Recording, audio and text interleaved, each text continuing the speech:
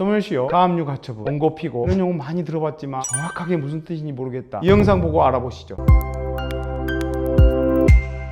흔히들 겪어봤을 겁니다. 나홀로 소송 진행을 하는데 판사가 무슨 말을 하고 이 용어가 무슨 말인지를 모르겠어요. 아는 법무사 찾아가 보고 변호사한테 물어보고 이렇게 하다가 처음부터 그냥 변호인 선임하고 마는 건데 이런 생각을 하시는 경우들이 있습니다. 오늘은 가장 흔히 쓰는 용어들에 대해서 어떤 뜻을 가지고 있는지 한번 알아보도록 하겠습니다.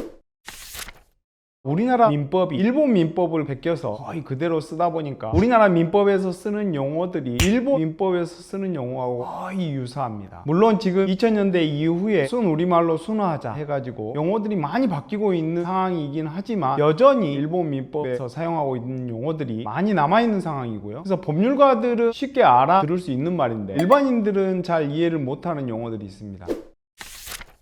첫 번째, 지급명령입니다. 지급명령이 뭐냐면 상대방에게 돈을 받을 명백한 권한을 입증할 수 있는 증거가 있어요. 그런데 상대방은 갚지를 않아. 이걸로 해서 저 사람한테 지급하라고 명령해 주세요, 이런 뜻이에요. 법원에서 일정한 요건이 다 갖춰지면 상대방한테 송달을 합니다. 상대방이 이의 없으면 확정이 돼가지고 그냥 그걸로 집행을 할 수 있습니다. 간편하게 끝날 수 있다는 점에서 지급명령을 많이 활용을 합니다. 그런데 상대방이 나는 갚을 돈이 없는데 내지는 갚을 돈이 있긴 하지만 이렇게 많지는 않아 해서 이의 신청을 하게 돼요. 이의 신청을 하게 되면 우리가 흔히 아는 본래의 재판으로 가요. 재판에 가서 양 당사자 나와봐, 어떤 뜻으로 이의 신청을 한 건데 나는 저거보다는 적어요. 뭐 그러면 상대방이 다시 묻겠죠. 저거보다는 적다는데 어때요? 뭐 이런 식으로 재판이 진행이 되게 됩니다. 지급명령은 재판이 열리지 않고 그냥 서류상으로 지급하도록 명령하는 절차라는 점에서 간소화된 절차라고 볼 수 있습니다. 두 번째, 소멸시효에 대해서 알아볼까요? 소멸시효라고 하는 거는 내가 어떤 민사상의 권리가 있는데 그 권리가 법에 정해진 일정 기간 동안 행사하지 않으면 소멸한다는 뜻입니다. 가장 쉽게 예를 드는 게 채권입니다. 소멸시효가 10년이라 그래요. 10년 동안 채권이 있는데도 전혀 행사를 하지 않는다. 그러면 10년이 지나면 안 갚아도 되는 채무가 되는 거예요. 권리를 행사할 수 있는 기간, 행사하지 않으면 소멸되는 기간을 소멸시효라고 합니다. 세 번째, 가압류 가처분에 대해서 볼까요? 소송을 진행하는 동안은 상당한 시간이 걸리기 때문에 그 기간 안에 피고가 만약에 재산을 처분해버리고 없다, 그러면 내가 집행을 할 수가 없잖아요. 그런 사태를 방지하기 위해서 소송을 시작하기 전에 상대방의 재산을 묵는 절차를 거칩니다. 그러면 가압류는 뭐냐? 내가 상대방에게 받을 돈이 있어요. 상대방이 만약에 재산을 팔아버리면 금전을 집행을 할 수가 없으니까 금전 채권이 있을 때 상대방에게 재산적 가치가 있는 재산을 팔지 못하도록 묶는 걸 가압류라고 합니다. 부동산일 경우에는 부동산 가압류, 채권일 때는 채권 가압류, 이런 식으로 내가 금전 채권이 있을 때 상대방 재산을 묶는 걸 가압류라고 하고요. 가처분은 뭐냐? 권리가 있는데 처분을 못하도록 하는 거예요. 예를 들어서 내가 상대방에게 채권을 가지고 있어요. 근데 내가 이제 소송을 걸려고 하는데 상대방이 그 재산을 다른 사람한테 팔아버렸어요. 근데 제3자가 또 다시 다른 사람한테 팔아버릴 수도 있잖아요. 그걸 막아야 되잖아요. 그 권리를 보존하기 위해서 너 그 처분하면 안 돼. 일이 돌려놔야 되니까 당분간 가지고 있어. 이걸 가처분이라고 합니다. 어렵게 생각하시겠지만 가압류는 내가 금전채권일 때 재산적 가치 있는 걸 묶어놓는 걸 가압류, 금전채권 외의 권리를 내가 가지고 있을 때 그걸 가처분으로 묶는다고 생각을 하시면 됩니다. 네 번째, 원고피고라는 용어입니다. 많이들 들어보셨을 텐데요. 원고는 소송을 거는 사람이고 피고는 소송을 당한 사람이겠죠. 보통 사람들이 헷갈리는 것이 피고하고 피고인, 피고라는 한자는 똑같습니다. 형사 절차에서 검사의 상대방이 되는 쪽을 피고인이라 그러고 민사소송에서는 원고, 피고 그렇게 지칭합니다. 다섯 번째, 화해공고, 강제조정. 민사소송을 제기를 했는데 조정으로 끝날 수 있어요. 양측 당사자가 이해관계가 맞아가지고 서로 양보만 된다 그러면 언제든지 조정이 될 수 있어요. 화해공고라는 거는 말 그대로 이런 내용으로 조정해보면 어떠니, 화해하면 어떠니 하고 재판부가 원고하고 피고 측에 권고를 하는 거예요. 피고는 원고에게 이렇게 하고 원고는 피고에게 이렇게 하고 서로 이제 이 소송은 없는 걸로 한다, 이런 내용으로 화해를 공고해 이 양 당사자한테 보내고 받고 나서 2주 이내에 이의 제기를 하지 않으면 그 화해 공고 결정문 자체가 판결문하고 동일한 효력을 갖게 돼요. 만약에 판결로 가게 되면 또 항소하게 되고 항소심 가게 되고 길어지잖아요. 길어지면 이겼더라도 시간이 지연돼 가지고 이긴 사람도 이긴 게 아닌 것 같은 결과가 되는 경우도 흔히 있거든요. 그래서 화해 공고 이런 내용들은 빨리 끝나잖아요. 그냥 확정 판결하고 동일한 효력이 있으니까 그 정도에서 만족할 만한 결과를 얻을 수 있다. 화해 공고하고 비교되는 절차가 강제조정 절차라는 게 있어요. 거의 비슷합니다. 그런데 강제조정 절차는 대부분 조정 기일에 당사자들을 불러서 조정을 해보고 나서 조정 자체는 불성립이 되는 경우에 그럼 나는 강제로라도 이렇게 조정을 해볼 거야, 아까 화해 공고하고 비슷한 내용으로 보냅니다. 그럼 또 화해 공고하고 마찬가지예요. 2주 안에 이의 제기를 하지 않으면 강제조정도 그 내용으로 확정 판결하고 동일한 효력. 화해 공고하고 강제조정은 어떤 면에서 보면 비슷한 측면이 있지만 강제조정은 대부분 조정 절차를 거치고 나서 조정이 불성립되는 경우에 판사가 강제로라도 나는 이걸 조정을 해보겠다 하는 의미에서 강제 조정 결정문을 보내는 거고요. 하해 공고는 어떤 단계에서도 보낼 수 있어요. 조정을 하지도 않고 소송을 시작하기도 전에 그냥 이런 식으로 하해해보면 어때? 라고 하해 공고 결정문을 보낼 수도 있습니다.